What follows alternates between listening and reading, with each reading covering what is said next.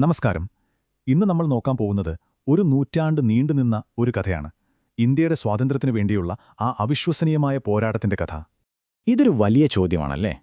എങ്ങനെയാണ് ഒരൊറ്റ കച്ചവട കമ്പനിക്ക് ഒരു രാജ്യം മുഴുവൻ ഭരിക്കാൻ കഴിഞ്ഞത്? ശരിക്കും പറഞ്ഞാൽ ആധുനിക സാമ്രാജ്യങ്ങൾ എങ്ങനെയാണ് ഉണ്ടാക്കിയത് എന്നതിൻ്റെ ഉത്തരം കൂടിയാണിത്. ഏറ്റവും അതിശയകരമായ കാര്യം എന്താണെന്ന് വെച്ചാൽ ഇതെല്ലാം തുടങ്ങിയത് കച്ചവടത്തിൽ നിന്നാണ്.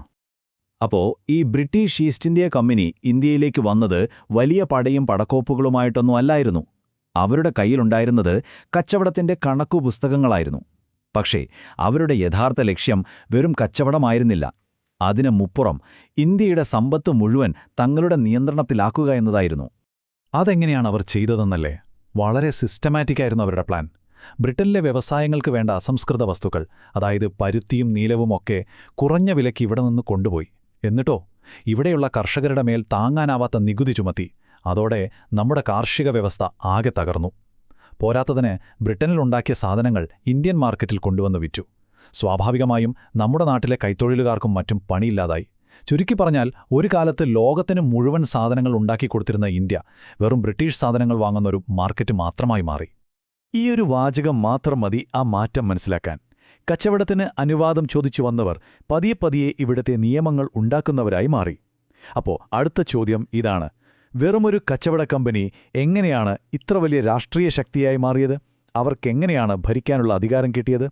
ഇന്ത്യയെ കീഴടക്കാൻ ബ്രിട്ടീഷുകാർ ഉപയോഗിച്ചത് തോക്കുകൾ മാത്രമല്ല, അതിനേക്കാൾ എത്രയോ മടങ്ങ് മൂർച്ചയുള്ള ചില തന്ത്രങ്ങളായിരുന്നു. അവരുടെ ഏറ്റവും വലിയ ആയുധം എന്തായിരുന്നു എന്നറിയാമോ? നമ്മളെ തന്നെ പരസ്പരം തല്ലിക്കുക എന്നതായിരുന്നു അത്. അവരുടെ രണ്ട് പ്രധാന തന്ത്രങ്ങൾ നോക്കൂ. ഒന്നാണ് സൈനിക സഹായ വ്യവസ്ഥ. പേര് കേൾക്കുമ്പോൾ നല്ല രസമുണ്ടല്ലേ, സംരക്ഷണം തരാം എന്നൊക്കെ പറയും. പക്ഷേ സംരക്ഷണത്തിന് പകരമായി അവരാ രാജ്യത്തിൻ്റെ കാര്യങ്ങളിൽ പതിയെ ഇടപെടാൻ തുടങ്ങും. അവസാനം നോക്കുമ്പോൾ ആ രാജ്യം മുഴുവൻ കമ്പനിയുടെ കൺട്രോളിലായിട്ടുണ്ടാകും. മറ്റേത് ദത്തപഹാര നയം. കുറച്ചുകൂടി ക്രൂരായിരുന്നു. ഒരു രാജാവിന് സ്വന്തമായി ആൺമക്കളില്ലെങ്കിൽ ആ രാജ്യം നേരെ ബ്രിട്ടീഷുകാർക്ക്. ദത്തെടുക്കുന്നതൊന്നും അവർ അംഗീകരിക്കില്ല. അപ്പോൾ ഒന്ന് സൗഹൃദം നടിച്ച് ചതിക്കുന്നൊരു രീതിയാണെങ്കിൽ മറ്റേത് നേരിട്ടുള്ള പിടിച്ചെടുക്കലായിരുന്നു. അങ്ങനെ ഭിന്നിപ്പിച്ച് ഭരിക്കുക എന്ന ഈ തന്ത്രം അവർ ശരിക്കും മുതലെടുത്തു. നാട്ടുരാജാക്കന്മാർക്കിടയിലുള്ള പ്രശ്നങ്ങളിൽ ഇടപെട്ട് ഒരു കൂട്ടരെ സഹായിച്ച് മറ്റവരെ തകർക്കും. അവസാനം രണ്ടു കൂട്ടരും ദുർബലരാകുമ്പോൾ അധികാരം കമ്പനി കൈക്കലാക്കും. ഇതൊക്കെ കൊണ്ട് 1850 ആയപ്പോഴേക്കും ഇന്ത്യയുടെ വലിയൊരു ഭാഗം കമ്പനിയുടെ കയ്യിലായി. ഇവിടുത്തെ രാജാക്കന്മാരൊക്കെ വെറും പേരിന് മാത്രമായി.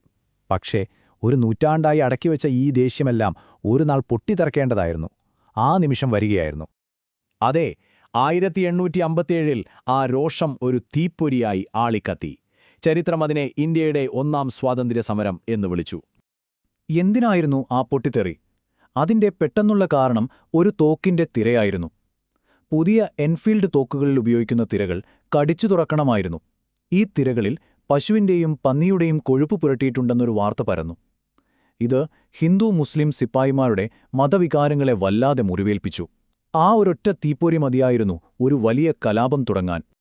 ഡൽഹിയിൽ ബഹദൂർ ഷാ സഫർ, ഝാൻസിയിൽ റാണി ലക്ഷ്മിഭായ്, കാൺപൂരിൽ നാനാ സാഹിബ്, അങ്ങനെ രാജ്യത്തിൻ്റെ പല ഭാഗങ്ങളിലും ശക്തരായ നേതാക്കൾ ഈ സമരത്തിന് മുന്നോട്ട് വന്നു. പക്ഷേ ഈ പോരാട്ടങ്ങൾക്ക് ഒരു പൊതുവായ ഏകോപനം ഇല്ലായിരുന്നു. പലയിടത്തും ഒറ്റപ്പെട്ട പോരാട്ടങ്ങളായത് മാറി.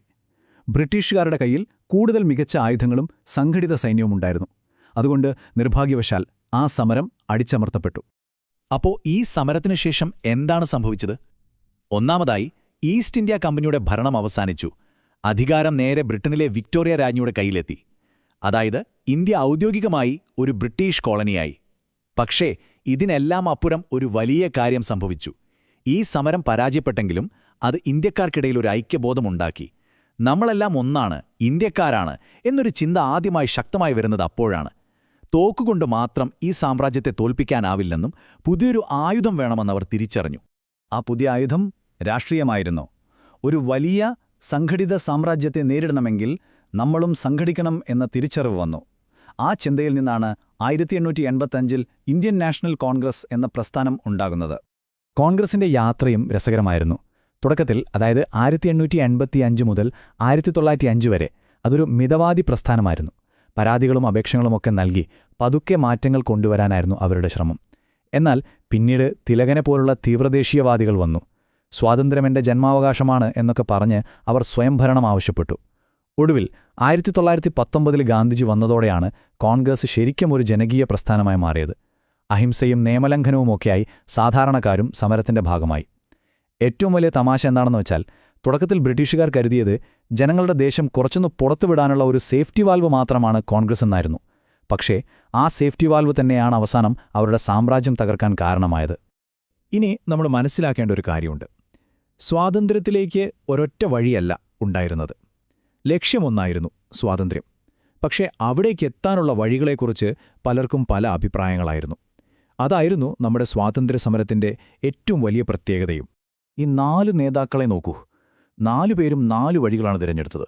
മഹാത്മാഗാന്ധി അഹിംസയുടെയും സത്യാഗ്രഹത്തിന്റെയും വഴി തിരഞ്ഞെടുത്തു. ഭഗത് സിംഗിനെ പോലുള്ളവർ വിശ്വസിച്ചത് വിപ്ലവത്തിലൂടെ മാത്രമേ സ്വാതന്ത്ര്യം നേടാനാവൂ എന്നായിരുന്നു. സുഭാഷ് ചന്ദ്രബോസാകട്ടെ ഒരു സൈന്യത്തെ രൂപീകരിച്ച് ബ്രിട്ടീഷുകാരോട് നേരിട്ട് യുദ്ധം ചെയ്യാൻ തീരുമാനിച്ചു. അതേസമയം BR അംബേദ്കർ വിദ്യാഭ്യാസത്തിലൂടെയും നിയമപോരാട്ടങ്ങളിലൂടെയും സാമൂഹികമായ മാറ്റത്തിനാണ് ഊന്നൽ നൽകിയത്. വഴികൾ പലതായിരുന്നു, പക്ഷെ എല്ലാവരും നടന്നത് ഒരേ ലക്ഷ്യത്തിലേക്ക് തന്നെയായിരുന്നു. പ്രവർത്തിക്കുക അല്ലെങ്കിൽ മരിക്കുക. 1942 ക്വിറ്റ് ഇന്ത്യ സമരസമയത്ത് ഗാന്ധിജി നൽകിയ ആഹ്വാനമാണിത്.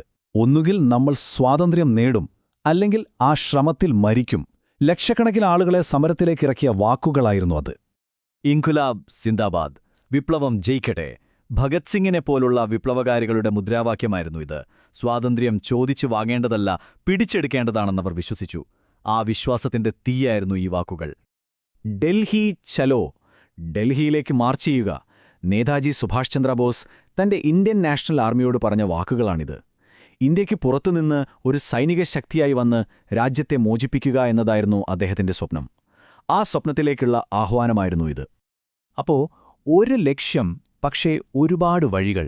ഗാന്ധിജിയുടെ അഹിംസ, ഭഗത് സിംഗിന്റെ വിപ്ലവം, നേതാജിയുടെ സൈന്യം, ഇവയെല്ലാം ചേർന്നുള്ള സമ്മർദ്ദമാണ് അവസാനം ബ്രിട്ടീഷുകാരെ ഇന്ത്യ വിടാൻ നിർബന്ധിതരാക്കിയത്.